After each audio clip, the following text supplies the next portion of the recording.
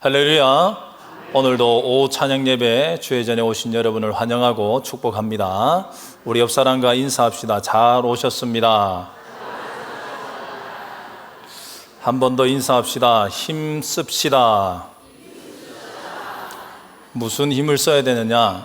졸릴 때도 눈을 번쩍 뜨시고 졸음이 올 때도 귀를 번쩍 뜨셔야 됩니다. 신앙생활은 저절로 되는 것이 아니라 힘써서 해야 되는 것입니다. 섬기는 것도 힘써야 돼요. 그러니까 졸린다고 그저 눈 감고 조시면 안 됩니다. 이 시간이 제일 어렵습니다.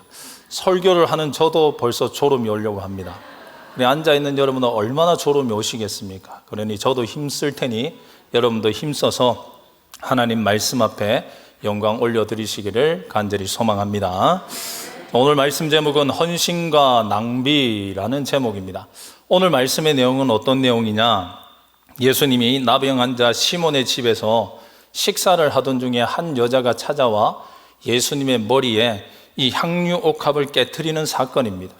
오늘 이 본문의 말씀은 이 마가복음뿐만 아니라 마태복음과 요한복음에도 통일하게 기록되어져 있습니다. 그래서 오늘 본문을 좀 더 자세히 보려면 마태복음과 요한복음을 병행해서 봐야 알 수 있습니다. 왜냐하면 오늘 본문에는 단순히 한 여자 또한 단순히 책망하는 어떤 사람이라고 되어 있는데 마태복음과 요한복음에 보면 이 한 여자는 누구냐? 마리아를 지칭하고 책망하는 한 사람은 누구냐? 가롯 유다를 얘기하고 있다는 것을 볼 수가 있습니다. 예수님이 베다니에 있는 시몬의 집에서 식사를 할 때 마리아가 예수님을 찾아왔습니다. 그리고 자신이 가지고 있던 옥합을 깨트려 예수님의 머리에 붓게 됩니다. 그러자 그 모습을 봤던 가룟 유다가 버럭 화를 내죠. 아니, 그 비싼 향유를 저렇게 허비하면 어떡하냐? 팔면은 300데나리오가 나올 텐데 그걸 가난한 자에게 줘야 되지 않느냐라고 화를 냅니다. 그러나 예수님은 그 마리아의 행동을 칭찬하시며 말씀하십니다. 가난한 자는 너희들과 항상 같이 있겠지만 나는 이제 곧 떠난다. 그리고 이 여자가 한 것은 나의 장례를 준비하는 행위였다. 그러니 이제부터 복음이 전해지는 곳에는 이 여자가 행한 일들도 증거되고 선포되리라 라고 말씀하셨습니다. 즉 예수님은 지금 당신의 머리에 향유를 부었던 이 마리아의 행동을 칭찬하십니다. 잘했다라고 말합니다. 그러나 같은 모습을 봤던 가룟 유다는 뭐라고 말하느냐? 허비했다, 낭비했다라고 말을 하고 있죠. 다시 말해서 오늘 예수님은 마리아가 한 행동을 헌신이라고 칭찬을 하지만 가룟 유다는 그것을 낭비라고 책망을 하고 있다는 것입니다. 그래서 오늘 본문의 제목이 뭐라고요? 헌신과 낭비라는 제목으로 정했습니다. 즉 같은 시간을 들이고 같은 비용을 쓰고 같은 동작을 하더라도 어떤 기준에서 하느냐에 따라서 그것이 낭비가 될 수도 있고 때로는 헌신이 될 수도 있다는 것입니다. 이는 쉽게 비유를 한다면 같은 재료로 같은 도구로 같은 시간 요리를 해도 어떤 사람은 5성급 호텔의 멋진 요리를 만들어내지만 같은 것으로 어떤 사람은 아무도 먹지 못하는 음식물 쓰레기를 만들어낼 수 있다는 것입니다.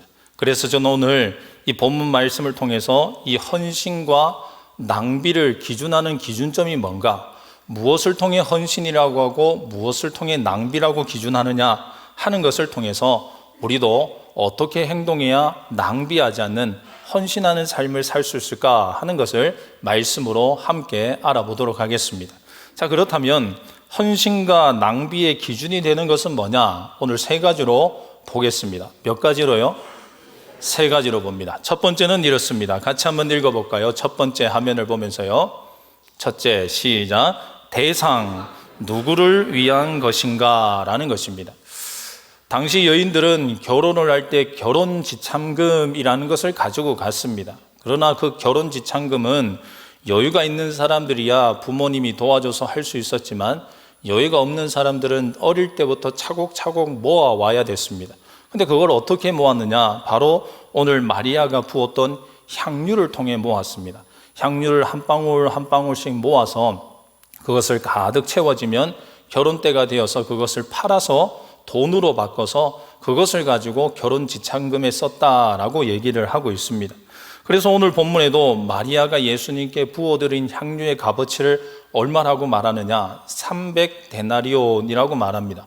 300데나리온은 성인 남자가 1년 동안 일해서 벌 수 있는 돈, 지금으로 말한다면 1년 연봉입니다.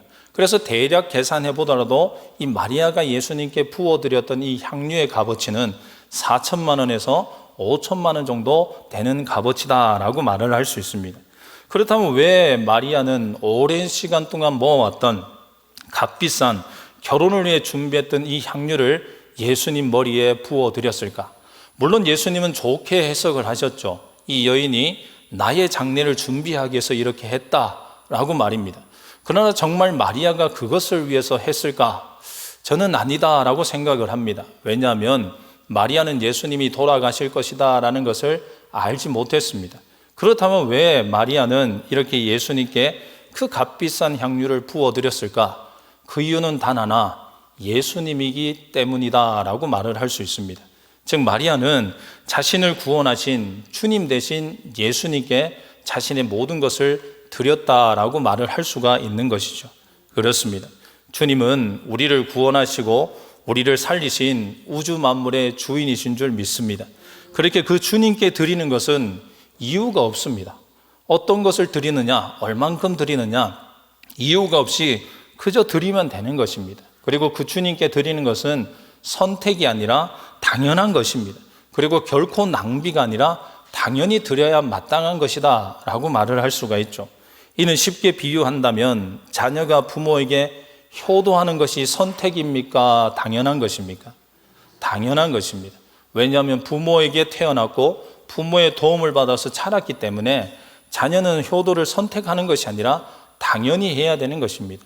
이처럼 우리가 주님께 무엇인가를 드리는 것은 선택할 것이 아니라 당연히 해야 되는 것입니다. 그러나 간혹 이 주님께 드리는 것을 아까워하는 사람이 있습니다. 심지어는 주님께 드리는 것을 낭비라고 말하는 사람이 있고 더 나아가서는 주님께 드리지 않는 사람도 있습니다. 왜 그럴까? 그 이유는 아직까지 그 사람에게는 주님이 진정한 주님이 아니기 때문에 그렇습니다. 주님이 날 위해 죽으시고 날 살리신 그 주님이라는 것이 인정되지 못하고 믿어지지 못하니 드리는 것이 아까운 것입니다. 드리는 것이 낭비로 여겨지고 드리지 못하게 된다라는 것입니다. 그러나 이 마리아는 주님을 주님으로 알았고 주님이었기 때문에 다른 이유 없이 주님이었기 때문에 주님께 부어 드렸다라는 거죠. 그러나 가룟 유다는 어떻습니까? 가룟 유다는 마리아가 주님께 향유를 부어 드리는 것을 보고 허비한다, 낭비한다 라고 책망했습니다. 그럼 왜 유다는 이 마리아의 행동을 허비다, 낭비다 라고 규정했을까? 많이 드렸기 때문에 결코 그렇지 않습니다. 이 가룟 유다가 이 행동을 낭비고 허비한 것이다 라고 규정한 이유는 서두에도 말씀드린 것처럼 똑같은 내용이 기록되어 있는 요한복음에서 그 이유를 찾을 수가 있습니다. 요한복음 12장 6절에 이 말씀이 이렇게 기록되어져 있습니다. 우리 한번 같이 읽어볼까요? 시작. 이렇게 말함은 가난한 자들을 생각함이 아니요 그는 도둑이라 돈깨를 맞고 거기 넣은 것을 훔쳐가미러라. 아멘. 뭐라고 말합니까? 가룟 유다는 회계를 맡은, 돈을 맡은 담당자였습니다. 그렇게 본문의 말씀에서도 보듯이 가룟 유다는 평소에도 공금에 손을 대었다라는 것입니다. 조금씩 손을 대어서 자기 유익에 챙겨 넣었다라는 것입니다. 그런 가운데 이 마리아가 300데나리온의 가치가 되는 것을 그냥 부어버린 것을 보고 아니 저거 예수님께 주면은 그걸 우리가 공금으로 가지고 있다가 그 중에 내가 일부를 착취할 수 있을 것인데 내게 유익을 얻을 수 있을 것인데 왜 그렇게 하지 않았지? 라는 마음에 이렇게 불평하고 허비다, 낭비다 라고 규정하고 있다라는 것입니다. 다시 말해 가룟 유다가 마리아의 행동을 낭비요 허비다 라고 말하는 것은 자기 유익이 우선이었기 때문에 그렇습니다. 자신이 유익을 얻지 못하고 덕을 얻지 못하니 그 행동을 낭비라고 규정하고 잘못되었다라고 책망하고 있다라는 것입니다. 이처럼 우리가 드림에 있어서 누구에게 드리느냐에 따라서 그 드리는 것이 헌신이 될 수도 있고 낭비가 될 수도 있다라는 것을 우리는 꼭 기억해야 됩니다. 다시 말해 우리가 드리는 것이 주님을 위해 주님께 드린다면 그것이 작든 크든 그거는 헌신이요 하나님께 영광이 될 것입니다. 그러나 우리가 드리는 것이 아무리 많다고 해도 주님이 아닌 나의 만족을 위해서, 내 영광을 위해서, 내 의를 위해서 드린다면 그것은 헌신이 아닌 낭비에 불과하다라는 것이죠. 그러나 많은 사람들이 당연히 드릴 때 주님을 위해 드린다라고들 말을 합니다. 주를 위해 쓴다라고들 말을 하죠. 그러나 속마음은 그렇지 않은 경우들이 너무나 많습니다. 주를 위해 드린다라고 말하면서 내가 좀 더 드러나야 될 텐데, 내가 이걸 드림으로 좀 더 유익을 얻어야 될 텐데, 내가 이걸 드림으로 뭔가 좀 더 이득을 얻어야 될 텐데 라는 마음으로 드린다라는 것입니다. 그러나 이렇게 드리는 것은 사람은 헌신인 것처럼 이해하고 오해할 수 있지만 하나님은 아니시다라는 것입니다. 하나님은 우리의 중심을 보시는 분이시기 때문에 우리가 드릴 때 그 속마음을 보시고 그 깊은 구석을 보시면서 이것이 헌신인지 낭비인지를 하나님이 정확하게 판단하신다라는 것입니다. 그렇게 우리는 하나님께 드릴 때 내 유익이 아닌 온전히 주님을 위해서 드리는 헌신의 삶을 살아가야 되는 것입니다. 그렇다면 우리가 드리는 것이 주님을 위해 드리는 헌신인지 아니면 나를 위한 낭비인지를 어떻게 알 수 있을까? 기준을 분명하게 말씀드리면 이렇습니다. 드릴 때와 드린 후를 보면 알 수 있습니다. 드릴 때 인색하지 않고 아깝지 않게 드린다면, 드린 후에도 섭섭해하지 않고 뒤돌아보지 않는다면 그건 주님께 드린 것 헌신이라고 말을 할 수 있습니다. 다시 말씀드립니다. 드릴 때 인색하지 않고 아까워하지 않는다면, 드린 후에 섭섭해하지 않고 뒤돌아보지 않는다면 그건 주님께 드린 것이요 헌신이라 말할 수 있습니다. 그럼 주님께 드린 헌신이 아닌 낭비는 어떻습니까? 드릴 때 인색하고 드린 후에 뒤돌아보는 것입니다. 내가 이만큼 줬는데, 내가 이만큼 했는데 왜 안 알아주지? 섭섭한 마음이 든다면 그건 실질적으로 주님께 드렸다 할 수 없습니다.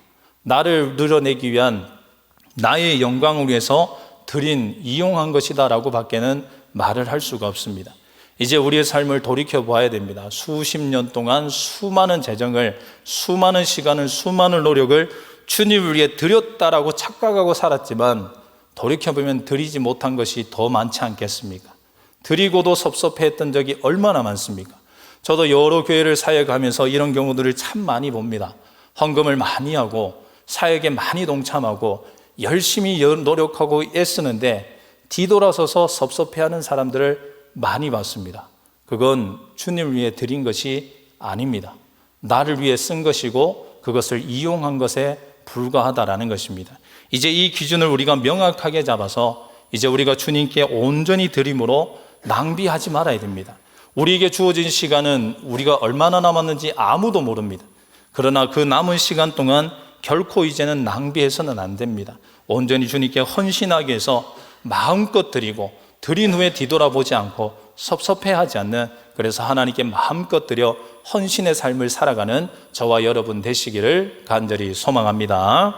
두 번째 기준은 이렇습니다. 두 번째 우리 같이 한번 읽어볼까요? 시작. 믿음 무엇으로 했느냐라는 것입니다. 제가 몇 가지 얘기한다 그랬습니까? 세 가지. 이제 두 번째입니다. 유다는 예수님과 3년 동안 동고동락을 했습니다. 그러나 유다는 예수님과 함께 있고 예수님이 하신 사역을 가장 가까이서 봤지만 예수님을 제대로 몰랐습니다. 그리고 바르게 믿지를 못했습니다. 그것이 어떻게 증거로 나타나느냐? 예수님을 은30에 팔아버린 그 행동을 보면 알 수가 있습니다. 3년 동안 함께 있고 중풍병자를, 귀신을 치유하는 것을 봤음에도 불구하고 가룟 유다는 여전히 예수님이 누군지, 예수님에 대한 믿음을 가지지 못했다라는 것입니다. 많은 사람들이 하나님께 드림의 기준을 형편으로 생각을 합니다. 즉, 형편이 좋은 사람은 많이 드리고 형편이 좋지 않은 사람은 적게 드리거나 안 드려도 된다라고 생각합니다. 정말 이것이 맞습니까? 세상의 기준으로는 맞다라고 말을 할 수 있죠. 세상의 기준은 많이 가졌으면 많이 베푸는 것, 적게 가졌으면 덜 베풀어도 되는 것이 세상의 이치요 원칙은 맞습니다. 그러나 하나님께 드림에 있어서는 그것은 맞는 답이 아닙니다. 하나님께 드림에 있어서는 기준은 형편이 아니라 믿음이라고 말을 할 수 있습니다. 믿음이 큰 자는 그 믿음만큼 하나님께 드리고 기쁨으로 드립니다. 그러나 믿음이 적은 자는 그만큼 드리지 못하고 아까워할 수밖에 없다라는 것입니다. 오늘 마리아는 예수님께 향유를 부어 드렸습니다. 왜요? 그 마리아의 집에 향유가 수십 개, 수백 개 넘쳐나기 때문에 이 중에 하나쯤이야 라는 마음으로 드렸을까? 아닙니다. 마리아는 그 향유가 전 재산이었고 평생을 모아왔던 하나뿐인 것이었습니다. 그럼에도 불구하고 그것을 드릴 수 있었던 것은 예수님을 믿었기 때문에 그렇습니다. 예수님이 나의 구원자시오 내 삶을 책임져 주시는 참 주인이시다 라는 믿음이 있었기에 그것을 예수님께 드릴 수 있었다라는 것입니다. 예수님의 말씀 중에도 부자 청년이 예수님께 나와서 어떻게 하면 영생을 얻습니까? 라고 물어봤습니다. 그때 예수님이 말씀하셨죠. 네게 있는 모든 것을 팔아 가난한 자에게 나눠주고 나를 따라오면 된다라고 말입니다. 이때 청년은 모든 것을 팔아 주님을 따르면 영생을 얻을 것이다 라는 믿음이 없었습니다. 그저 자신이 가지고 있던 물질이 아까워서 근심하여 돌아갔다라고 말합니다. 즉 예수님에 대한 믿음이 없었기에 자기 것을 드리지 못하고 포기하지 못했다라는 것입니다. 물론 주님이 언제나 이 청년처럼 모든 것을 우리에게 원하시는 분은 아닙니다. 그러나 우리가 주님을 진심으로 믿고 있다면 우리의 모든 것을 드려도 아깝지 않다라는 마음, 또한 그런 삶을 살 수가 있다라는 것이죠. 이처럼 마리아는 많이 가지고 있어서 주님께 드린 것이 아닙니다. 그저 주님을 믿었기 때문에 그 믿음으로 주님께 기쁨으로 즐거움으로 드릴 수 있었다라는 거죠. 그러나 유다는 믿음이 없었기에 마리아가 드린 것을 낭비요 허비하는 것이다 라고 규정했던 것입니다. 로마서 14장 23절에 이런 말씀이 있습니다. 믿음이 얼마나 중요한지를 우리에게 말해주는데요. 우리 같이 한번 읽어볼까요? 시작. 의심하고 먹는 자는 정죄되었나니 이는 믿음을 따라 하지 아니하였기 때문이라. 믿음을 따라 하지 아니하는 것은 다 죄니라. 아멘. 믿음으로 하지 않는 것은 뭐라고요? 죄라고 말을 하고 있습니다.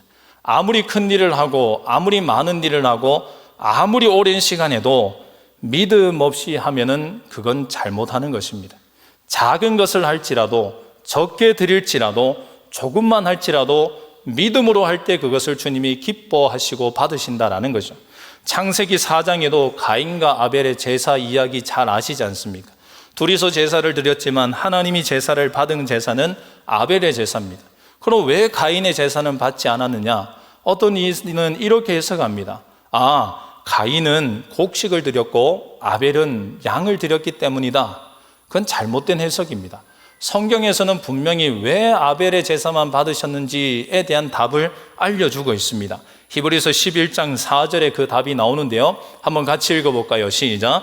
믿음으로 아벨은 가인보다 더 나은 제사를 하나님께 드림으로 의로운 자라 하시는 증거를 얻었으니 하나님이 그 예물에 대하여 증언하심이라.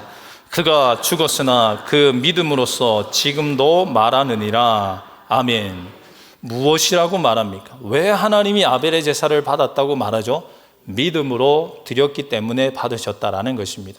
이처럼 우리도 믿음으로 드릴 때 그것이 헌신이 되지, 아무리 남들보다 많이 하고 열심히 하고 많이 냈다고 해도 그것이 믿음 없이 드린다면 그것은 낭비에 불과하다라는 것입니다.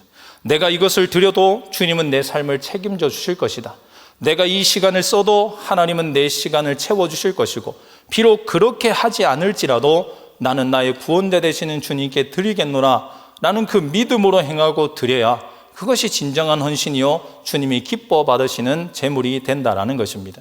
그렇게 저는 오늘도 함께 예배하는 여러분 모두가 믿음 없이 낭비하는 자가 없이 모두가 주님에 대한 믿음, 확신을 가지고 모든 것들을 주님께 기쁨으로 드리는 헌신의 삶을 살아가는 모두가 되시기를 간절히 소망합니다. 자, 이제 마지막 세 번째입니다. 세 번째, 헌신과 낭비의 기준은 뭐냐? 세 번째 같이 한번 읽을까요? 시작. 행동, 했느냐 하지 않았느냐라는 것입니다. 마리아는 향유를 부으면서 생각했을 것입니다. 내가 이렇게 하면 분명히 욕먹을 거다. 누군가는 나에게 야단칠 거다. 그것을 모르지는 않았을 것입니다. 그러나 그 마리아는 알고 있었지만 어떠했느냐? 행했다라는 것입니다. 야단맞고 비난받고 비아냥거리는 소리를 들릴 것이다라는 것을 알았지만 주님에 대한 믿음, 주님이기 때문에 그는 가감히 자신의 향유를 예수님께 부어드렸다라는 것입니다. 다시 말씀드립니다. 마리아는 그 뒤에 고난과 어려움을 알았지만 행했다라는 것입니다. 그러나 가룟 유다는 어떻습니까? 가룟 유다는 말합니다. 그것을 팔아 300데나리온이 되면 가난한 자에게 나눠줄 것인데 라고 말이죠. 우리가 좀 전에 요한복음의 말씀을 본 것처럼 정말 가룟 유다는 그렇게 할 마음이 있었겠습니까? 없었겠습니까? 없었다라는 것입니다. 전혀 나눠줄 마음도 없었고 나눠주지도 않았던 사람, 말만 번지르하게 했던 사람이 바로 가룟 유다라는 것입니다. 헌신은 말 그대로 몸을 드리는 것입니다. 말만 하는 것이 헌신 아닙니다. 주를 위해 살겠습니다. 주를 위해 드리겠습니다. 주님은 나의 구원자십니다. 주님이 내 삶의 모든 것을 이루시는 분이십니다. 말만 번지르하게 한다고 그것이 헌신이냐? 그렇지 않습니다. 헌신은 행동하고 실천하는 것입니다. 다시 말해 말만 하고 행동하지 않은 것은 헌신이 아니라 낭비입니다. 왜? 하나님이 헌신하라고 주신 건강과 시간을 허비하는 것이기 때문에 그렇다라는 것입니다. 마태복음 21장에 예수님이 하신 비유의 말씀 중에 포도원 주인의 아들에 대한 비유의 말씀이 있습니다. 포도원 주인이 두 아들이 있었습니다. 첫째 아들에게 포도원에 가서 일 좀 해라. 그랬더니 첫째 아들은 알겠습니다 라고 답하고 어떻게 했죠? 가지 않았습니다. 그때 둘째 아들을 불렀습니다. 얘야, 포도원에 가서 일 좀 해라. 그랬을 때 둘째 아들은 싫습니다 라고 거절했지만 뒤늦게 뉘우쳐 포도원에 가서 일했다라고 말합니다. 예수님이 이 비유를 하시고 그 중에 있는 사람들에게 묻죠. 누가 아버지의 뜻대로 행한 사람이냐라고 말이죠. 그러자 군중들은 말합니다. 둘째 아들이요. 그러자 예수님도 대답하십니다. 그 말이 옳도다라고 말입니다. 첫째 아들과 둘째 아들의 차이가 뭡니까? 행했느냐, 행하지 않았느냐에 있다라는 것입니다. 야고보서에도 보면 믿음은 행함으로 인해 인정받고 완성된다라고 분명히 말했습니다. 즉 믿는다고 말만 하는 것은 진짜 믿는 것이 아닙니다. 믿는다고 말했다면 그 말한 대로 행동해내야 되는 것입니다. 물론 실패할 수도 있을 것입니다.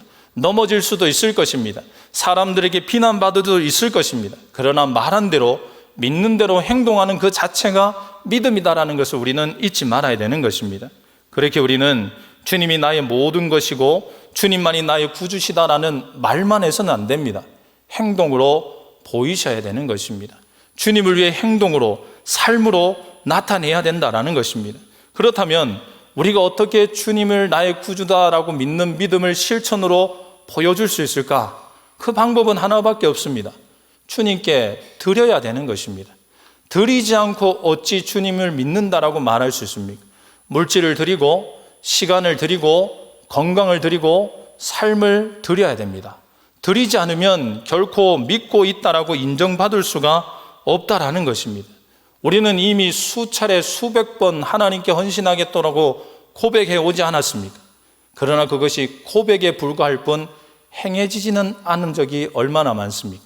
주를 위해 드리겠습니다 라고 말하고도 계산기를 두드려 이번은 안 되겠습니다 라고 넘긴 적이 얼마나 많습니까? 그리고는 스스로 생각하죠.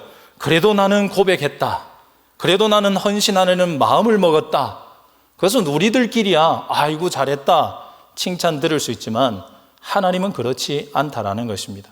하나님은 우리가 고백한 대로 실천하기를 원하시고 그런 실천하는 자를 기뻐하신다라는 것입니다. 제발 고백한 대로 움직이셔야 됩니다. 실천하셔야 됩니다. 많은 분들이 갑니다. 내가 이제 이 나이에 뭘 하겠어?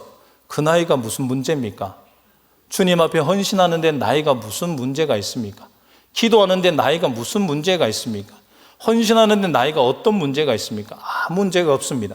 주님 부르시는 그날까지 최선을 다해서 헌신하며 사셔야 됩니다.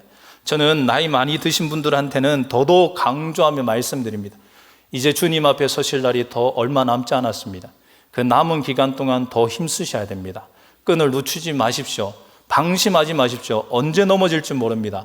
주님 앞에 서는 날이 가까워질수록 더 긴장하시고 더 힘을 모으셔서 예전보다 더 힘쓰셔야 됩니다. 왜냐? 마지막에 방심하면 넘어질 때가 많기 때문에 그렇습니다. 마지막에 힘을 놓아버리면 실패할 때가 많기 때문입니다. 비행기도 이륙할 때 5분, 착륙할 때 5분이 제일 중요하다 말하지 않습니까? 이제 착륙할 때 그 5분, 그 시간 방심하면 넘어집니다. 나이 탓하지 마시고 상황 탓하지 마시고 하나님께 하겠노라 고백한 것이 있다면 실천하십시오. 오늘 본문에 말하는 이 향유 부어드린 마리아처럼 사람들이 비난할 거다, 사람들이 욕할 거다 신경 쓰지 마시고 그저 행하는 것을 하나님이 기뻐하시고 원하신다는 것을 믿고 그 행동으로 우리의 삶을 헌신으로 올려드리는 저와 여러분 되시기를 간절히 소망합니다. 사랑하는 성도 여러분, 주방장이 칼을 사용하면 맛있는 요리를 하지만 강도가 칼을 사용하면 사람을 해치게 됩니다. 이것은 단순히 주방장 강도에게만 적용되는 게 아니죠. 하나님이 우리에게 주신 시간도 똑같습니다. 하나님이 우리에게 주신 건강도 같고 물질도 같습니다. 하나님이 우리에게 하나님 영광을 위해서 시간도 주시고 건강도 주시고 물질도 주셨는데 우리가 그것을 낭비해서는 안 됩니다. 1분 1초 100원짜리 1000원짜리 하나도 결코 낭비해서는 안 됩니다. 낭비하지 않으려면 어떻게 해야 됩니까? 주님을 위해 드려야 됩니다. 믿음으로 드려야 되고 행함으로 표현할 때 낭비하지 않습니다. 이제껏 낭비해온 것이 있다면 뒤돌아서지 마시고 이제 앞으로 낭비하지 않으리라 라는 그 결단으로 주님께 온전한 헌신의 삶을 살아가는 저와 여러분, 우리 모든 대봉의 가족들이 되어서 이 땅에서도 하나님께 상 받고 주님 앞에서 더 큰 상 받기를 주님의 이름으로 축원합니다.